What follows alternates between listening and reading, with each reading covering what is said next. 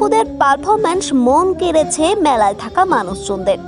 হ্যাঁ, এটা দূর দূরান্ত নয়, আমাদের পশ্চিমবঙ্গের শ্রীরামপুর। হ্যাঁ, একদম ছোট্ট খুদে গায়িকা। না, শুধু গায়িকা বললেও ভুল হবে, এ তো নৃত্যশিল্পও বলা যায়।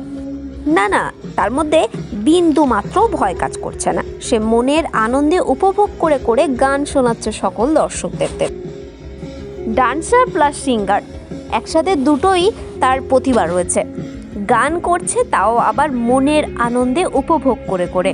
স্টেজের মধ্যে এত সুন্দর কনফিডেন্স নিয়ে সে গান করছে, তার সাহস দেখে হতভম্ব হয়ে গেছে আশেপাশের মানুষজন।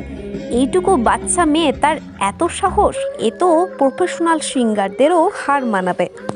আর এত সুন্দর কনফিডেন্স, সে নাচ করে করে উপভোগ করে করে গান শোনাচ্ছে সকলকে। আর তার এই অঙ্গভঙ্গিমা দেখে রীতিমতো মুগ্ধ হয়েছে আশেপাশে থাকা মানুষজন।